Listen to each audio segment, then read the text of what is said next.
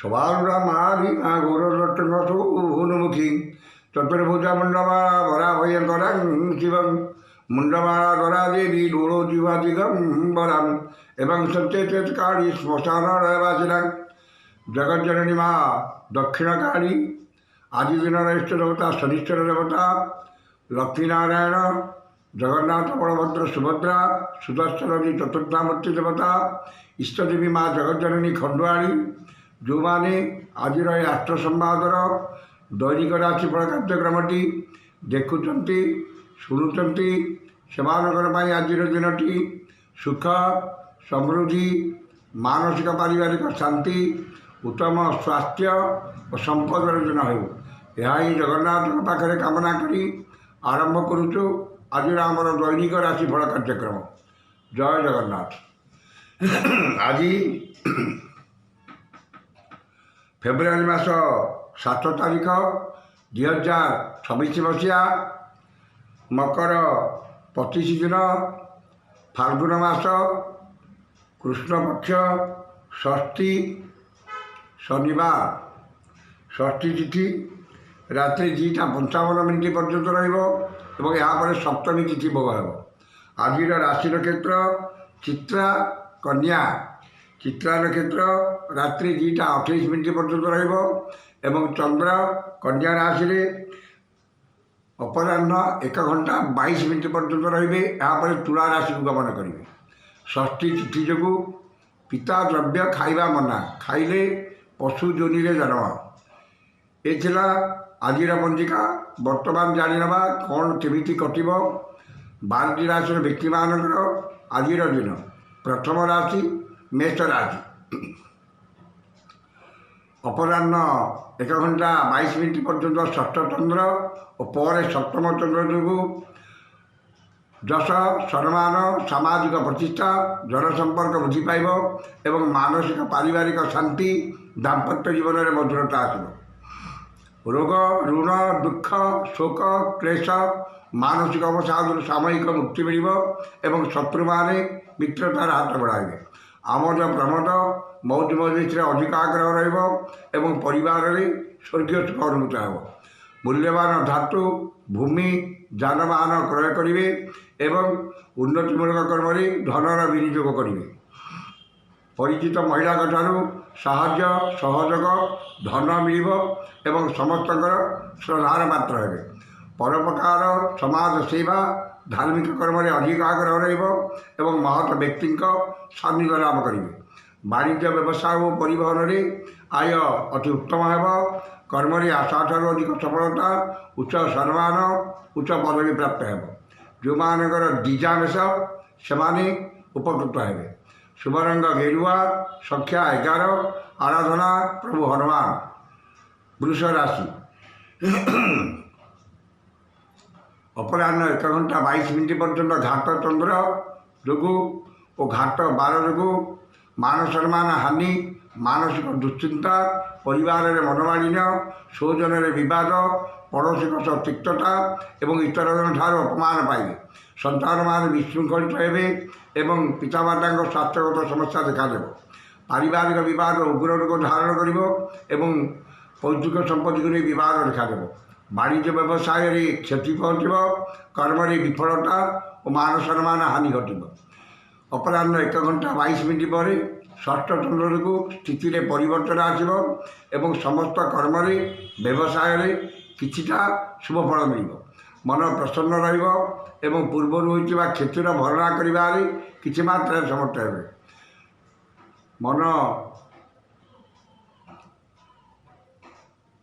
ବାଣିଜ୍ୟ ବ୍ୟବସାୟରେ କିଛିଟା ସୁଧାର ଆସିବ ଏବଂ କର୍ମରେ କିଛିଟା ସଫଳତା ମିଳିବ। ଯେଉଁମାନଙ୍କର କୃତିକା ଓ ମୃଗଶିରା ବୃଷ ସେମାନେ ସତର୍କତା ଅବଲମ୍ବନ କରିବେ। ଶୁଭ ରଙ୍ଗ ସିଲଭର ସଂଖ୍ୟା 4 ଆରାଧନା ପ୍ରଭୁ ଶ୍ରୀରାମ। ମିଥୁନ ରାଶି। ଅପରାହ୍ନ 1:22 ପର୍ଯ୍ୟନ୍ତ କୃଷ୍ଣପକ୍ଷର ଚତୁର୍ଥ ଚନ୍ଦ୍ର ଯୋଗୁଁ ଗୁରୁଜନଙ୍କ କୃପା କ୍ଷମତାଶାଳୀ ବ୍ୟକ୍ତିଙ୍କ ସହାୟତା ରାଜନୈତିକ ବ୍ୟକ୍ତିଙ୍କର ଶୁଭ ଦୃଷ୍ଟିରେ ରହିବେ ଏବଂ ମନରେ ଉନ୍ନତ ଚିନ୍ତାଧାରା ଉଚ୍ଚାଭିଳାଷ ପ୍ରକାଶ ପାଇବ। ସ୍ୱଜନ ପରିଜନ ବନ୍ଧୁ ବାନ୍ଧବ ସହକର୍ମୀ ସହଯୋଗୀଙ୍କ ସହଯୋଗ ମିଳିବ ଏବଂ ଆତ୍ମୀୟ ସ୍ୱଜନଙ୍କର ସାହାଯ୍ୟ ସହଯୋଗ ମିଳିବ। ମୂଲ୍ୟବାନ ଧାତୁ ଭୂମି ଯାନବାହନ କ୍ରୟ କରିବେ ଏବଂ ଉନ୍ନତିମୂଳକ କର୍ମରେ ଧନର ବିନିଯୋଗ କରିବେ। ବାଣିଜ୍ୟ ବ୍ୟବସାୟ ପରିବହନରେ ଆୟ ଅତି ଉତ୍ତମ ହେବ। କର୍ମରେ ସଫଳତା ଓ ସମ୍ମାନ ମିଳିବ। ଅପରାହ୍ନ 1:22 ପରେ ପଞ୍ଚମ ଚନ୍ଦ୍ର ଯୋଗୁଁ ପୂର୍ବରୁ କରିଥିବା ଆୟ ବଦ ଖର୍ଚ୍ଚରେ ଯିବ ଏବଂ ମନ ଅସ୍ଥିର ବିଷାଦଗ୍ରସ୍ତ ଚାପଗ୍ରସ୍ତ ରହିବ। ଅଯଥା ଖର୍ଚ୍ଚ ବଦ ଖର୍ଚ୍ଚ ପରିବାରର ଖର୍ଚ୍ଚ ଭାର ବୃଦ୍ଧି ପାଇବ ଏବଂ ଖର୍ଚ୍ଚ ଭାରରେ ଅତିଷ୍ଠ ହୋଇ ଋଣ କରିବାକୁ ପଡ଼ିପାରେ। ସନ୍ତାନମାନେ ବିଶୃଙ୍ଖଳିତ ହେବେ ଏବଂ ପିତାମାତାଙ୍କ ସ୍ୱାସ୍ଥ୍ୟଗତ ସମସ୍ୟା ଦେଖାଦେବ। ବାଣିଜ୍ୟ ବ୍ୟବସାୟରେ ମାନ୍ଦାବସ୍ଥା ଲାଗି ରହିବ। କର୍ମରେ ବିଫଳତା ଓ ମାନ ସମ୍ମାନ ହାନି ଘଟିବ। ଯେଉଁମାନଙ୍କର ମୃଗଶିରା ମିଥୁନ ସେମାନେ ସତର୍କତା ଅବଲମ୍ବନ କରିବେ। ଶୁଭ ରଙ୍ଗ ସବୁଜ, ସଂଖ୍ୟା 12, ଆରାଧନା ମା ଛିନ୍ନମସ୍ତା। କର୍କଟ ରାଶି ତୃତୀୟ ଓ ଚତୁର୍ଥ ଚନ୍ଦ୍ର ଓ ମଙ୍ଗଳଙ୍କ ନକ୍ଷତ୍ର ଭୋଗ ହେଉଥିବାରୁ ଭାଗ୍ୟରେ କର୍ମରେ ଆର୍ଥିକ ଅବସ୍ଥାରେ ଉନ୍ନତି ଆସିବ ଏବଂ ଧନ ସମ୍ପଦ ପ୍ରାଚୁର୍ଯ୍ୟ ପ୍ରତିପତ୍ତି ବୃଦ୍ଧି ପାଇବ। ପୁରାତନ ବିବାଦ ଜମିଜମା ବିବାଦର ସମାଧାନ ହେବ ଏବଂ ମାଝି ମକଦ୍ଦମାରେ ବିଜୟ ହାସଲ କରିବେ। ନୂତନ କର୍ମାରମ୍ଭ ବ୍ୟବସାୟ ଆରମ୍ଭ ବିଦେଶ ଯାତ୍ରାର ସୁଯୋଗ ଜୁଟିବ ଏବଂ ଆୟର ନୂତନ ମାର୍ଗ ଖୋଲିବ।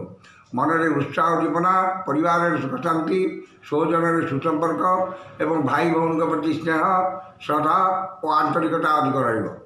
ସୁଖବର ସୁସମ୍ବାଦ ମିଳିବ ଏବଂ ସମସ୍ତ କର୍ମରେ ସୁଚିନ୍ତିତ ପଦକ୍ଷେପ ନେବେ। ବାଣିଜ୍ୟ ବ୍ୟବସାୟ ପରିବହନରେ ଆୟ ଅତି ଉତ୍ତମ ହେବ। କର୍ମରେ ଆଶାଠାରୁ ଅଧିକ ସଫଳତା ଓ ସହକର୍ମୀଙ୍କ ସାହାଯ୍ୟ ସହଯୋଗ ଅଧିକାରୀଙ୍କର ଶୁଭ ଦୃଷ୍ଟିରେ ରହିବେ। ଯେଉଁମାନଙ୍କର ପୁନର୍ବସୁ ଓ ସ୍ତ୍ରୀ ସାକର୍କଟ ସେମାନେ ସୁଫଳ ପାଇବେ। ଶୁଭ ରଙ୍ଗ ଧଳା, ସଂଖ୍ୟା 3, ଆରାଧନା ମା ସମଲେଶ୍ୱରୀ। ସିଂହ ରାଶି ଘାଟ 12 ଓ ସକାଳ ଅପରାହ୍ନ 1:22 ପର୍ଯ୍ୟନ୍ତ କୃଷ୍ଣପକ୍ଷର ଦ୍ୱିତୀୟ ଚନ୍ଦ୍ର ଯୋଗୁଁ ଧନ କ୍ଷତି, ମାନସିକ ଅସ୍ଥିରତା, ପରିବାରରେ ମନମାଳିନ୍ୟ, ସ୍ୱଜନରେ ବିବାଦ ଏବଂ ଶାରୀରିକ ପୀଡ଼ା ଭୋଗିବେ। ଧନକୁ ନେଇ ବିବାଦ ମାଝି ମକଦ୍ଦମାରେ ପଡ଼ିପାରନ୍ତି ଏବଂ ମୂଲ୍ୟବାନ ପଦାର୍ଥ ନଷ୍ଟ କିମ୍ବା ହଜିଯାଇପାରେ। ବାଣିଜ୍ୟ ବ୍ୟବସାୟ ପରିବହନରେ କ୍ଷତି ପହଞ୍ଚିବ। କର୍ମରେ ବିଫଳତା ଓ ବାଧାବିଘ୍ନ ଲାଗି ରହିବ। ଅପରାହ୍ନ 1:22 ପରେ ତୃତୀୟ ଚନ୍ଦ୍ର ଓ ପୂର୍ବରୁ ମଙ୍ଗଳଙ୍କ ନକ୍ଷତ୍ର ଭୋଗ ଥିବାରୁ ପୂର୍ବରୁ ହୋଇଥିବା କ୍ଷତିର ଭରଣା କରିବାରେ କିଛି ମାତ୍ରାରେ ସମର୍ଥ ହେବେ ଏବଂ ଆର୍ଥିକ ସ୍ଥିତିରେ କିଛିଟା ସୁଧାର ଆସିବ। ନୂତନ କର୍ମାରମ୍ଭ ବ୍ୟବସାୟ ଆରମ୍ଭ ବିଦେଶ ଯାତ୍ରାର ସୁଯୋଗ ଜୁଟିବ ଏବଂ ଧନ ସମ୍ପଦ ବୃଦ୍ଧି ପାଇବ। ସୁଖବର ସୁସମ୍ବାଦ ମିଳିବ ଏବଂ ସମସ୍ତ କର୍ମରେ ସୁଚିନ୍ତିତ ପଦକ୍ଷେପ ନେବେ। ବାଣିଜ୍ୟ ବ୍ୟବସାୟ ଓ ପରିବହନରେ ଆୟ ଅତି ଉତ୍ତମ ହେବ। କର୍ମରେ ଆଶାଠାରୁ ଅଧିକ ସଫଳତା ଓ ସମସ୍ତ କର୍ମରେ ନିଜର ଶ୍ରେଷ୍ଠତା ପ୍ରତିପାଦନ କରିବେ। ଯେଉଁମାନଙ୍କର ପୂର୍ବ ଫାଲ୍ଗୁନୀ ସିଂହ ସେମାନେ ସୁଫଳ ପାଇବେ। ଶୁଭ ରଙ୍ଗ ଗୋଲାପୀ, ସଂଖ୍ୟା 6, ଆରାଧନା ମା ମାଣିକେଶ୍ୱରୀ। କନ୍ୟା ରାଶି ଅପରାହ୍ନ 1:22 ପର୍ଯ୍ୟନ୍ତ ଶ୍ରୀଚନ୍ଦ୍ର ଓ ଘାଟ 12 ଯୋଗୁଁ ଘାଟ 12ର ପ୍ରଭାବ ବିଶେଷ ରହିବ ନାହିଁ। ମନରେ ପ୍ରସନ୍ନତା, ଶରୀରରେ ସୁସ୍ଥତା, ପରିବାରରେ ମିତ୍ରତା, ସମସ୍ତଙ୍କ ସହ ବନ୍ଧୁତା, ଚାରିଚରଣରେ ସଂଯମତା, ବଚନରେ ମଧୁରତା ଏବଂ ସମସ୍ତ କର୍ମରେ ସ୍ୱଚ୍ଛତା ଓ ସମୟାନୁବର୍ତ୍ତିତା ଆପଣାଇବେ। ପୁତ୍ର କନ୍ୟା ଭାତୃଭଗ୍ନୀଙ୍କର ବୈବାହିକ କର୍ମର ଆୟୋଜନ କରିବେ କିମ୍ବା ପରିବାର ସହ କୌଣସି ବୈବାହିକ କର୍ମରେ ଯୋଗ ଦେବେ। ଧନ ସମ୍ପଦ ବୃଦ୍ଧି ପାଇବ ଏବଂ ଆର୍ଥିକ ସ୍ଥିତିରେ ସୁଧାର ଆସିବ। ବାଣିଜ୍ୟ ବ୍ୟବସାୟ ପରିବହନରେ ଆୟ ମଧ୍ୟମ ହେବ। କର୍ମରେ ସଫଳତା ଓ ସମ୍ମାନ ମିଳିବ। ଅପରାହ୍ନ 1:22 ପରେ ଦ୍ୱିତୀୟ ଚନ୍ଦ୍ର ଭୋଗ ହେଉଥିବାରୁ ଏବଂ ଘାଟ 12 ଯୋଗୁଁ ମୂଲ୍ୟବାନ ପଦାର୍ଥ ନଷ୍ଟ କିମ୍ବା ହଜିଯାଇପାରେ ଏବଂ ପୂର୍ବରୁ କରିଥିବା ଆୟ ବଦ ଖର୍ଚ୍ଚରେ ଚାଲିଯାଇପାରେ। ଅନ୍ୟଠାରୁ ଆଣିଥିବା ଧନ ଫେରାଇବାରେ ଅସମର୍ଥ ହେବେ ଏବଂ ଅନ୍ୟକୁ ଦେଇଥିବା ଧନ ପାଇବାରେ ବିଫଳ ହେବେ। ମନ ଅସ୍ଥିର, ବିଷାଦଗ୍ରସ୍ତ, ଚାପଗ୍ରସ୍ତ ରହିବ ଏବଂ ଶାରୀରିକ ପୀଡ଼ା ଭୋଗିବେ। ବାଣିଜ୍ୟ ବ୍ୟବସାୟରେ କ୍ଷତି ପହଞ୍ଚିବ। କର୍ମରେ ବିଫଳତା ଓ କର୍ମ ପ୍ରତି ଅନାଗ୍ରହ ଭାବ ପ୍ରକାଶ ପାଇବ। ଯେଉଁମାନଙ୍କର ଉତ୍ତରା ଫାଲ୍ଗୁନୀ, ଉତ୍ତରା କନ୍ୟା, ସେମାନେ ସତର୍କତା ଅବଲମ୍ବନ କରିବେ। ଶୁଭ ରଙ୍ଗ ମେରୁନ୍, ସଂଖ୍ୟା 8, ଆରାଧନା ଭଗବାନ ବିଷ୍ଣୁ।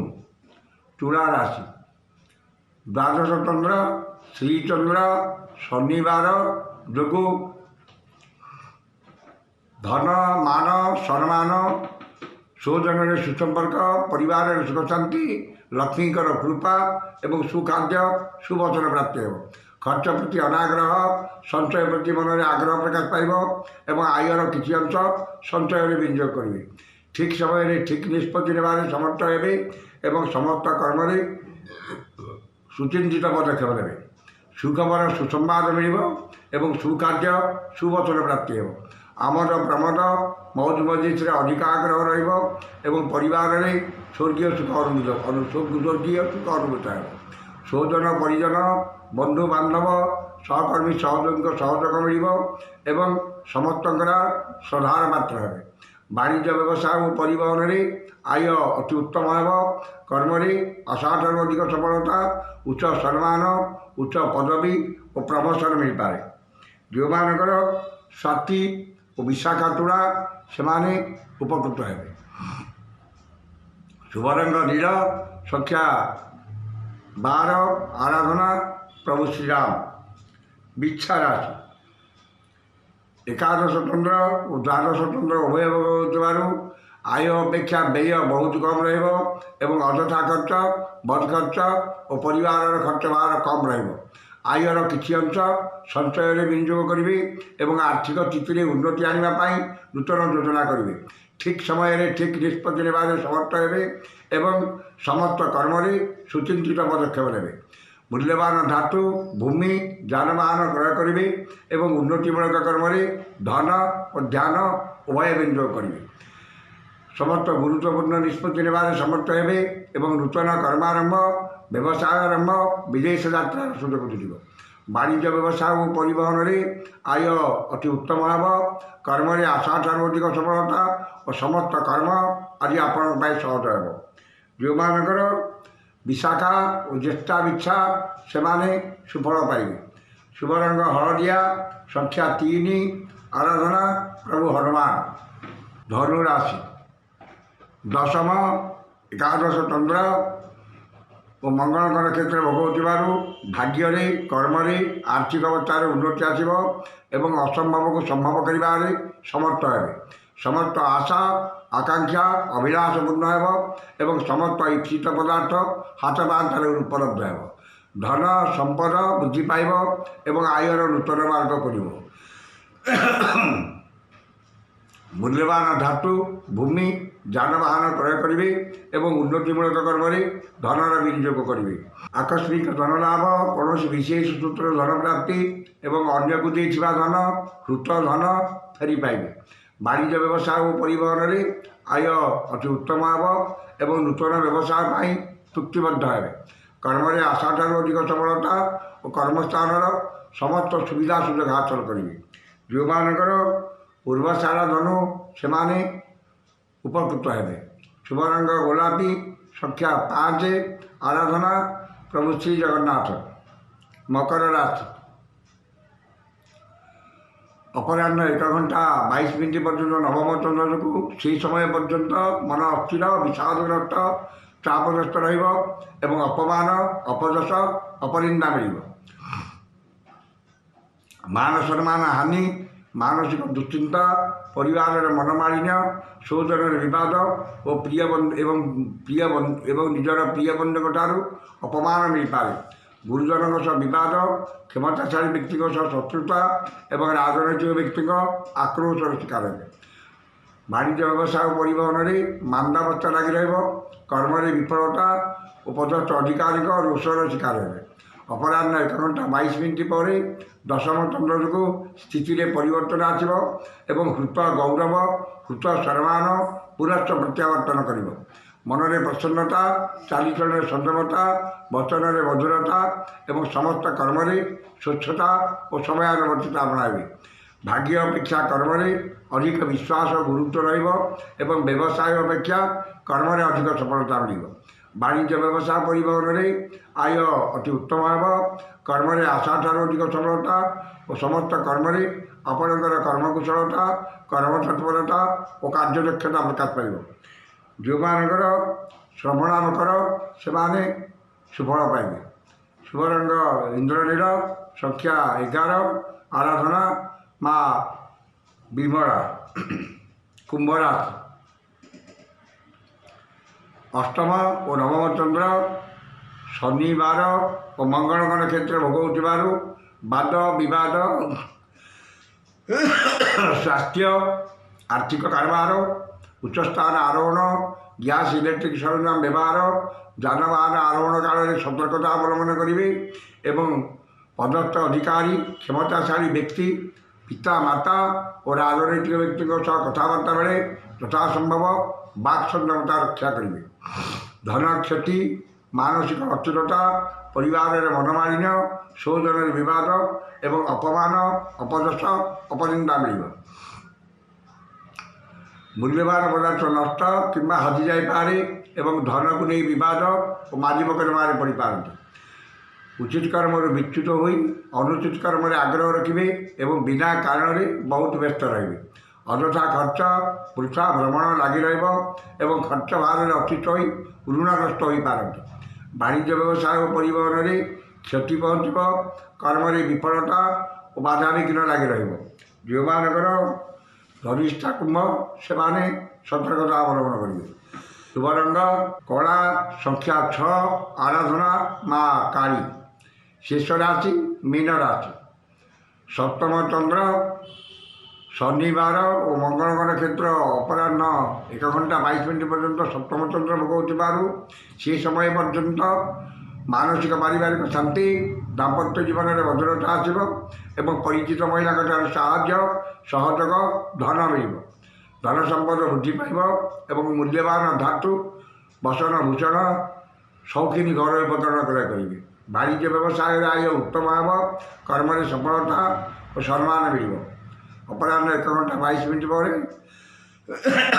ଅଷ୍ଟମ ଚନ୍ଦ୍ର ଯୋଗୁଁ ମନ ଅସ୍ଥିର, ବିଷାଦଗ୍ରସ୍ତ, ଚାପଗ୍ରସ୍ତ ରହିବ ଏବଂ ଶାରୀରିକ ପୀଡ଼ା ଭୋଗିବେ। ପୂର୍ବରୁ କରିଥିବା ଆୟ ବଜ ଖର୍ଚ୍ଚରେ ଯିବ ଏବଂ ଆର୍ଥିକ ଠକାମିରେ ପଡ଼ିବେ।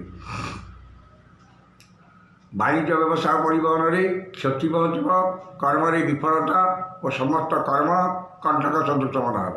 ଯେଉଁମାନଙ୍କର ଉତ୍ତର ଭାଦ୍ର ମୀନ ସେମାନେ ସତର୍କତା ଅବଲମ୍ବନ କରିବେ। ଶୁଭ ରଙ୍ଗ ହଳଦିଆ, ସଂଖ୍ୟା 7, ଆରାଧନା ମା ତାରା। ଏ ଥିଲା ଆଜିର 12ଟି ରାଶିର ବ୍ୟକ୍ତିମାନଙ୍କର ଆଜିର ରାଶିଫଳ। ସମସ୍ତ ରାଶିର ବ୍ୟକ୍ତିମାନେ ଦିନଟି ଶୁଭ ହେବା ପାଇଁ ଉକ୍ତ ମନ୍ତ୍ରଟି ଋଷ୍ୟାଦି କରି ପାଠ କରନ୍ତୁ। ଋଷ୍ୟାଦିଟି ହେଲା ବଙ୍ଗଶ୍ରୀ ଶନିଶ୍ଚର ମହାମନ୍ତ୍ରଶ୍ଚ କାଶ୍ୟପ ଋଷି ଅନୁଷ୍ଠୁପ ଛନ୍ଦଃ ଅଦ୍ୟ ଦିବସ ଦିବସାଧିପତି ଶନିଶ୍ଚର ଦେବତା ସୁବିତୟେ। ଶନିଶ୍ଚର ଦେବତା ମନ୍ତ୍ର 108 ସଂଖ୍ୟକ ମନ୍ତ୍ର ଜପେ ବିଯୋଗ। ଏ ଋଷ୍ୟାଦିକି ଥରେ କରିବେ ଏବଂ ମନ୍ତ୍ରଟି ହେଲା ଐଂ ହିଂ ଶ୍ରୀଂ ଶନୈଶ୍ଚରାୟ ନମଃ। ଏ ମନ୍ତ୍ରଟିକି ସକାଳେ 108 ଏବଂ ସନ୍ଧ୍ୟାବେଳେ 108 ପାଠ କରନ୍ତୁ। ଯେହେତୁ ଆଜି ଶନିବାର, ଆଜି ଦିନର ଅଧିପତି ହେଉଛନ୍ତି ଶନିଶ୍ଚର ଦେବତା, ତେଣୁ ତାଙ୍କ ମନ୍ତ୍ରଟି ପାଠ କଲେ ନିଶ୍ଚିତ ଭାବରେ ଦିନଟି ଆପଣଙ୍କର ମଙ୍ଗଳମୟ ଏବଂ ଶୁଭମୟ ହେବ। କାର୍ଯ୍ୟକ୍ରମକୁ ଶେଷ କରିବା ପୂର୍ବରୁ ଆପଣମାନଙ୍କ ପାଇଁ ଏକ ବିଶେଷ ସୂଚନା।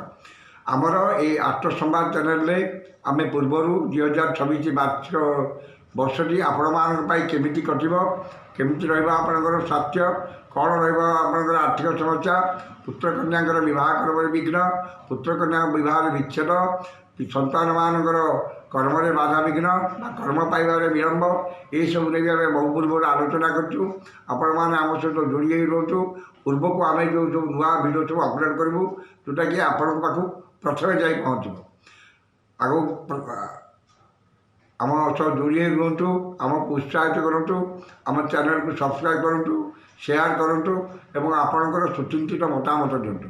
ଆଜି ତ ସମୟ ସରିଯାଇଛି, ଆସନ୍ତାକାଲି ଦେଖା ହେବ ଠିକ୍ ଏହି ସମୟରେ। ବିଦାୟ ଦିଅନ୍ତୁ। ଜୟ ଜଗନ୍ନାଥ।